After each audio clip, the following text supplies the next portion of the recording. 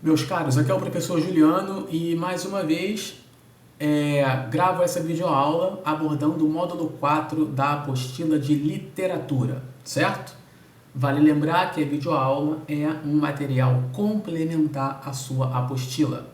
Aqui na videoaula as informações são mais sintetizadas, né? São mais resumidas, são mais breves. É para auxiliar na compreensão do que você encontra no material impresso. Tudo bem? Então não adianta estudar somente pela videoaula. É necessário somar a explicação que é feita por aqui ao conteúdo da apostila e a realização de exercícios. Certo? Vamos falar sobre o parnasianismo, movimento literário do final do século XIX. O objetivo dos poetas parnasianos era a perfeição formal e temática. Então, olha só, vamos passar a considerar o parnasianismo como um movimento literário cuja preocupação era a questão estética da obra poética. Era a perfeição em relação à sua forma, em relação à sua construção, tá? Para isso, negava-se qualquer espécie de sentimentalismo, o que poderia prejudicar a construção perfeita da obra poética, certo? Um eu lírico emocionado poderia não se expressar da forma adequada e o poema não sairia tão perfeito quanto desejado, tudo bem? Uma informação de data, uma curiosidade, né? É que esse movimento inicia-se no Brasil em 1882, com a publicação de Fanfarras, né? Um conjunto de poemas de Teófilo Dias. Tudo bem? Então vamos aprofundar mais nesse estudo. Bom, vamos levantar agora algumas características, né? Referentes ao parnasianismo do Brasil. Primeiro, é o lema, né? A ordem do parnasianismo é a seguinte: arte pela arte, tá? O que isso quer dizer? Isso quer dizer que não há a menor preocupação com as questões sociais do contexto da época. Pode-se dizer que os autores, os poetas parnasianos, estavam num mundo à parte. Não estavam com aquela preocupação, como a gente acabou de ver na aula do módulo 3, dos naturalistas, né? De explicar o comportamento por conta do ambiente, por conta da raça. Não, né? Caracterizar a sujeira, a pobreza, não é? A miserabilidade da classe operária, isso não é papel dos parnasianos. Tudo bem? Estavam ali para expressar, para fazer a sua arte alheios aos problemas sociais do contexto da época. Valoriza-se a forma, né? Como já foi dito. Isso configura o esteticismo, por meio da aplicação rígida de recursos estilísticos. Então havia comandos, né? Havia regras a serem seguidas para a criação dos textos parnasianos. Esses recursos estilísticos compreendem, por exemplo, a criação de rimas ricas. O que é criar uma rima rica, não é? É construir uma rima com palavras, né, de classes gramaticais diferentes. Daqui a pouco a gente vai ver isso na análise de um poema, né?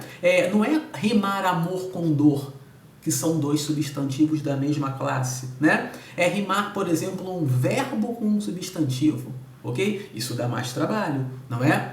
Isso mostra um domínio maior da língua, da escolha das palavras da língua, de conhecimento do vocabulário, tudo bem? Outro recurso estilístico característico do parnasianismo é a metrificação. E o que é a metrificação? A metrificação é um cálculo, é a definição do tamanho dos versos, né, de cada linha do poema, pela quantidade de sílabas métricas, né, pela quantidade de sílabas que são pronunciadas com intensidade na leitura daquele verso. E aí exigia-se desse poeta uma regularidade, não é? Todos os versos terão 10, todos os versos terão 8, ou mesmo que mudasse essa quantidade, que fosse paralelo, né? 8, 4, 8, 4, 8, 4, até o final, tudo bem? Então existe aí uma preocupação com o tamanho do verso, né? Com a regularidade desses versos, tá? E quanto à estrutura do poema como um todo, a forma clássica adotada foi a forma poética do soneto, que corresponde a 14 versos, distribuídos em 2 quartetos, 2 estrofes de 4 versos e 2 tercetos, né? 2 estrofes de 3 versos, tudo bem? Então, a rima rica, a metrificação e a opção pela estrutura do soneto são recursos estilísticos que configuram essa busca, né, pela valorização de uma forma, tudo bem? Bom, dando sequência, podemos pensar ainda em outras características, como, por exemplo, a adoção do racionalismo, que eu já tinha adiantado, né? Aqui não é espaço para emoção, não é espaço para o que é subjetivo.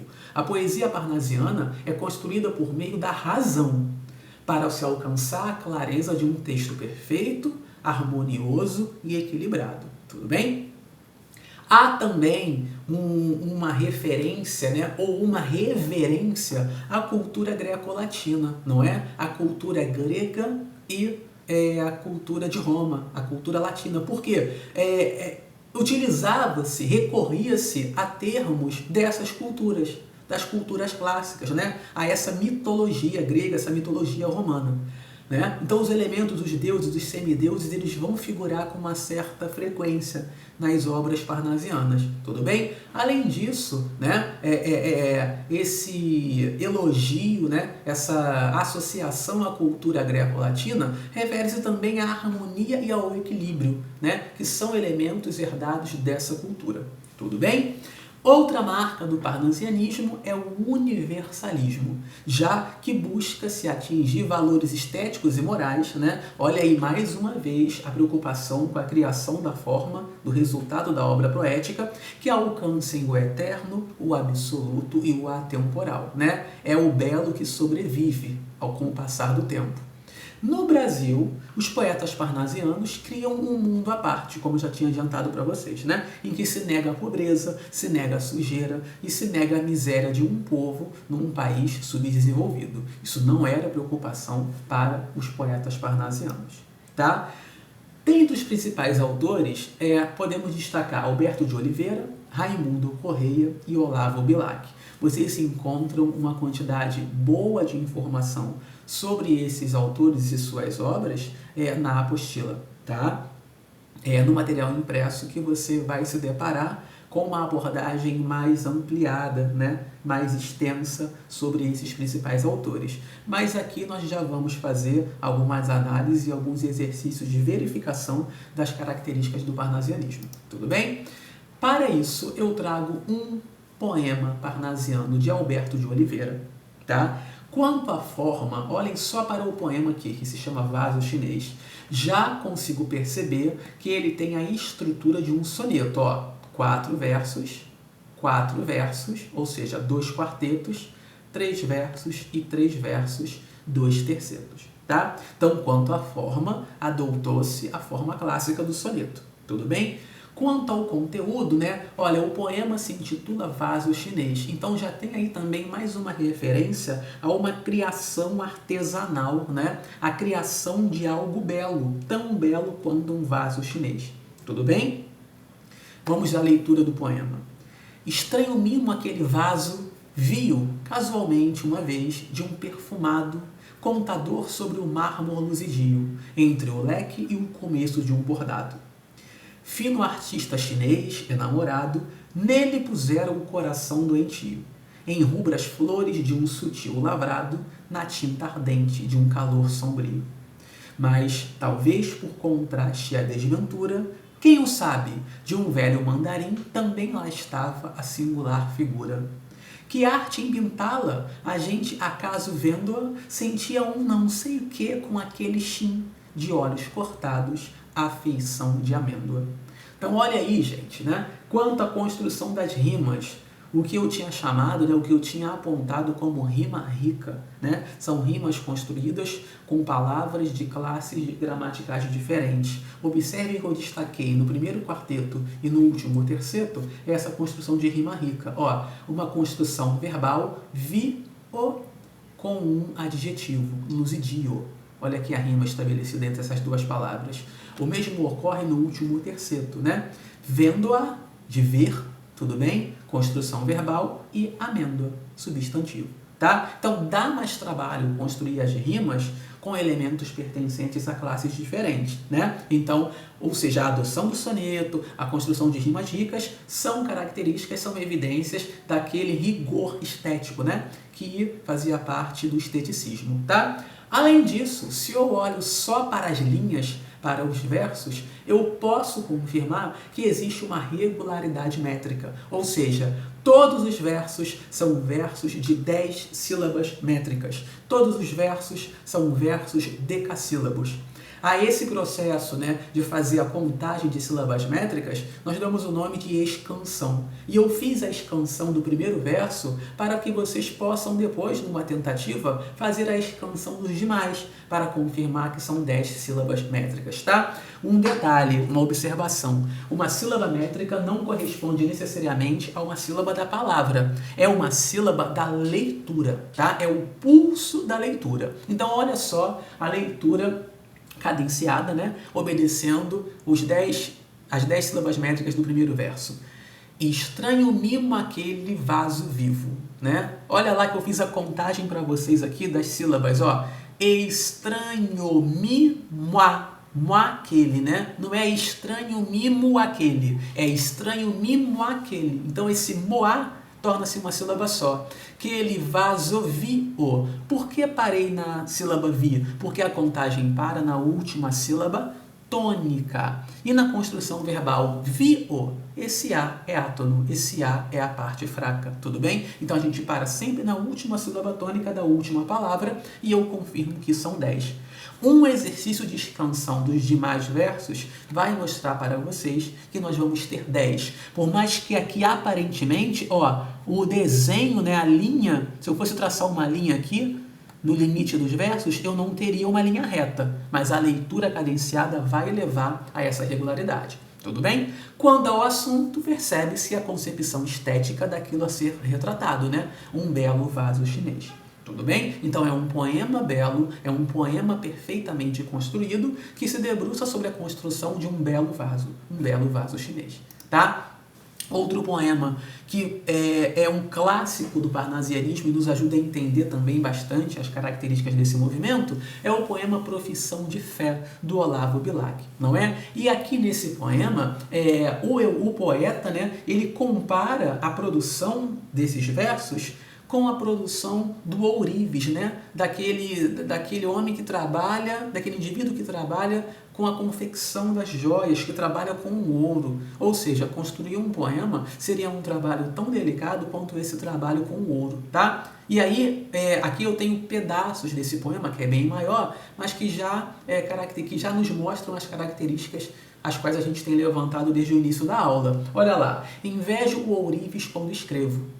Imito o amor com que ele, em ouro alto relevo, faz de uma flor, tá? Então, o nosso poeta aqui inveja o trabalho do ourives quando ele escreve. Ele inveja e imita, tá vendo? Imito-o, e pois nem de Carrara a pedra firo, o alvo cristal, a pedra rara, o ônix prefiro.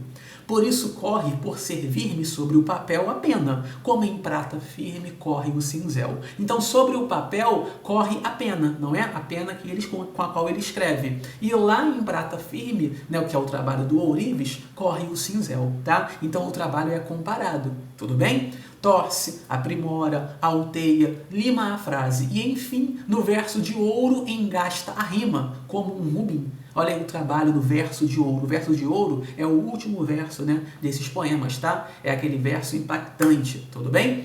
Quero que a estrofe cristalina, dobrada ao jeito do ourives, saia da oficina sem um defeito. Olha aí a perfeição estética.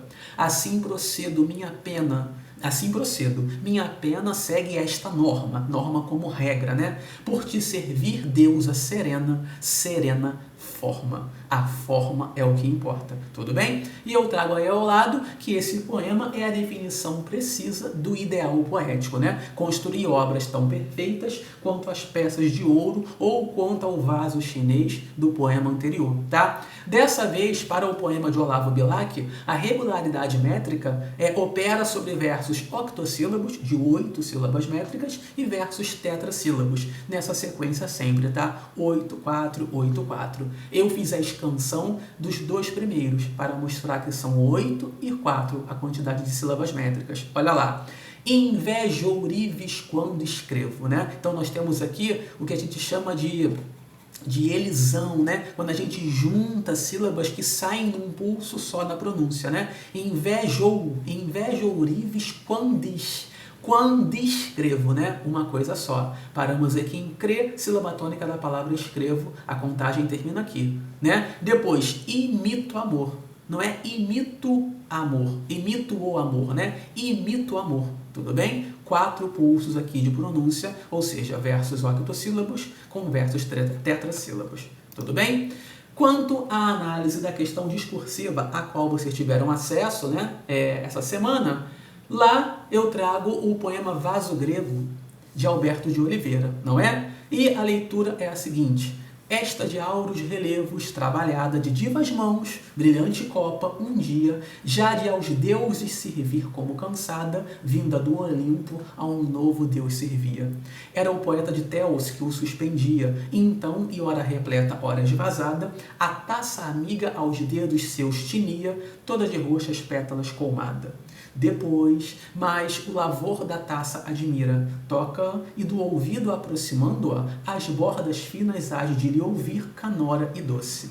Ignota a voz, qual se da antiga lira fosse a encantada música das cordas, qual se essa voz de Anacreonte fosse. Né? Então, mais uma vez, a adoção do soneto, né? 14 versos, 2 quartetos e 2 tercetos, a construção de rimas ricas, olha lá, né? Dia, servia, verbo e substantivo, doce e fosse, não é? Adjetivo e verbo, tudo bem? Há aqui no poema ainda as marcas, né? Dessa referência à cultura clássica, né? Os deuses, vinda do Olimpo, né? Anacreonte, tudo bem? E aí, a pergunta feita a vocês era sobre a concretização do lema da arte pela arte, né? E esse lema é concretizado uma vez que a beleza, a perfeição da forma é o maior valor dessa obra, tudo bem? Podemos provar isso pela adoção do soneto, pela construção de rimas ricas e também pela regularidade métrica. Apesar de não ter feito a escansão desses versos aqui nessa videoaula, a escansão adequada vai nos mostrar que é um poema construído por meio de versos decassílabos, ou seja,